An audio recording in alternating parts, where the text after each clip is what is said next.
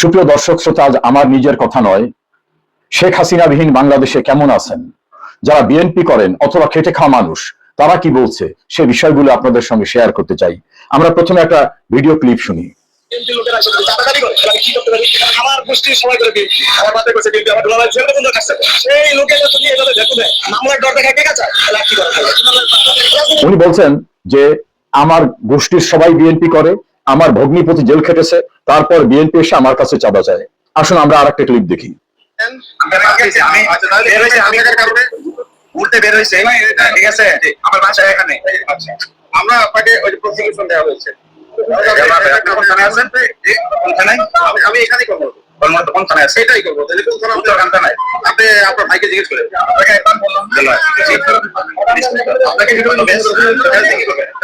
জিজ্ঞেস করলাম উনি বলছেন ওনার ভাই প্রধানমন্ত্রীর কার্যালয়ে চাকরি করে, উনি রাস্তায় যে প্রান্ত থেকে মোটরসাইকেল চালাবার দরকার সেই প্রান্ত থেকে চালাবেন, ওনার কোনো হেলমেটের দরকার নাই। আসুন আমরা আরো কয়েকটি ভিডিও ক্লিপ দেখি, অন্যদের সঙ্গে কি জাতীয় আচরণ করা হচ্ছে সেটা একটু দেখি।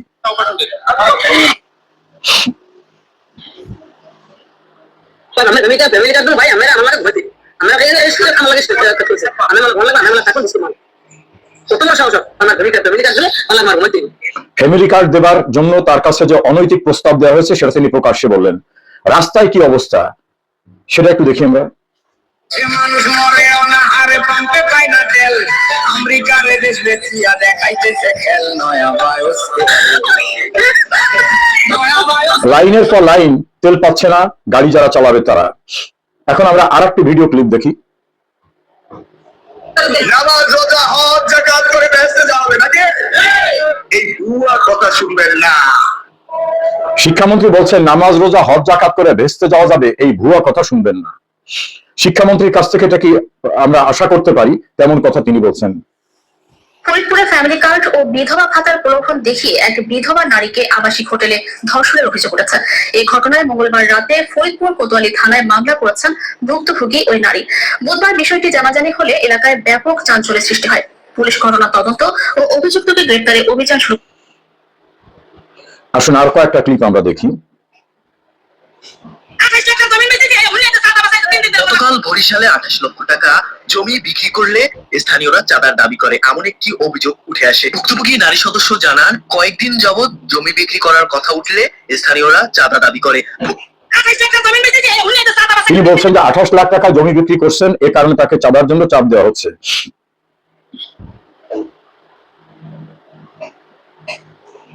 সবাই তো বলতো শেখ হাসিনা ফ্যাসিস্ট ফ্যাসিস্ট, কিন্তু শেখ হাসিনা যাওয়ার পরে না মনে হচ্ছে কি দেশটা পৌঁছে গেছে, দেশ থেকে গন্ধ বেরোতেছে, এমন একটা অবস্থা।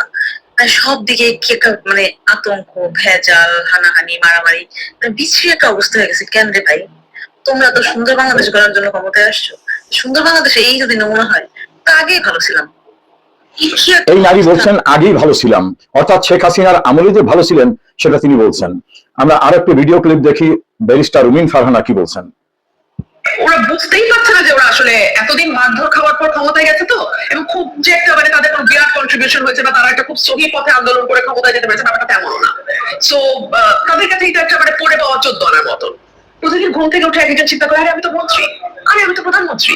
ওরা বুঝতেই পারছে না যে ওরা আসলে এতদিন মারধর খাওয়ার পর ক্ষমতায় গেছে তো, এবং খুব যে একটা। রুমিন ফারহানার বক্তব্যটা শুনলেন, আমরা আরো দুই একটি ক্লিপ দেখে তারপর কথা বলি। হাসিনা ভালো ছিল না আমরা লাগে, তারেক রহমান ভালো, এমন ভালোই করছে তিনি মনে করতে ইসের কারণ যায় আমার কাছে চান্দাবাজ নিজের জায়গায় নিজে দাঁড়িয়ে ব্যবসা করবো, এটা রিজার্ভ দিয়ে দিতে হবে। হাসিনা ভালো আছে, দিনে 32 বার কারেন্ট যায় এবং নিজের জায়গায় নিজে দাঁড়িয়ে ব্যবসা করব সেটাও চাঁদা দিতে হয়। তাহলে হাসিনা যাওয়ার পরে কি হয়েছে সেটা নিয়ে তার আফসোসের কথা। নতুন করে আবারও শুরু হলো 150 টাকা চাঁদা। সিলেটে গেলেই দেওয়া লাগে 220 টাকা ইউনিয়ন ট্যাক্স, সিলেটে গেলেই দেওয়া লাগে 150 টাকা সেবামূলক কার্য, সিলেটে গেলেই দেওয়া লাগে 30 টাকা শ্রমিক চাঁদা। সিলেটে আবার নতুন করে শুরু হলো 150 টাকা। রাস্তার চাঁদাবাজির একটি দৃশ্য আপনারা শুনলেন, আর একটি বিষয় আমরা শুনি। বেগম বেশ কিছুদিন ধরেই তার কাছে চাঁদা দাবি করছিল স্বেচ্ছাসেবক দলের লোকজন। তাদের দাবি অনুযায়ী বেশ কয়েক মাস চাঁদার টাকা দিয়েছেন মজিরুন। এক পর্যায়ে চাঁদা দিতে অপারগতা প্রকাশ করায় পল্টন থানা স্বেচ্ছাসেবক দলের সাবেক যুগ্ম আহ্বায়ক লিটন হোসেন ও তার লোকজন দোকানটি ভেঙে গুড়িয়ে দিয়েছে বলে অভিযোগ করেন ভুক্তভোগী। একজন অসহায় মজিরুন বেগম চাঁদা দিয়ে আসছিলেন, চাঁদা দিতে যখনই অপারগতা প্রকাশ করছেন তখনই তার সবকিছু গুলিয়ে দিয়েছে। কিন্তু ছিল আমেরিকার সময় ভালো, পিঠে দেখাতে পাইনি, কোনো জিনিসের অভাব হয়নি, কৃষক এরা এটা ছেড়ে করে পারিছে, এখন আর পারছে না। শোনো সমস্যা কি, শুনে সত্যি কথা সেটাই বললাম। এখন আমাদের কথা আসলে কি হচ্ছে এই জিনিসটা, এটা নিজের কথা ভাই। তিনি বলছেন যে আমি বিএনপি করি কিন্তু এখন আর পারছি না, এজন্য তিনি তার ক্ষোভের কথা প্রকাশ করছেন। এই রাস্তাটা কি ভালো ছিল না আগে? একদম ভালো ছিল না, এই ভালো রাস্তাটা ভাঙতেছে না, দেশ আমাদের সে উন্নয়ন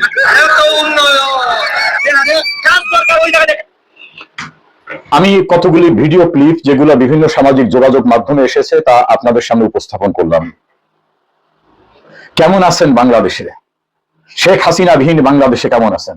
খোদ বিএনপি করা লোকরা বলছে 32 ঘন্টা বিদ্যুৎ থাকে না, চাঁদা নিজের জায়গায় ব্যবসা করার পরও চাঁদা দিতে হয়। ফ্যামিলি কার্ডের নামে ধর্ষণের অভিযোগ। কি হচ্ছে বাংলাদেশে?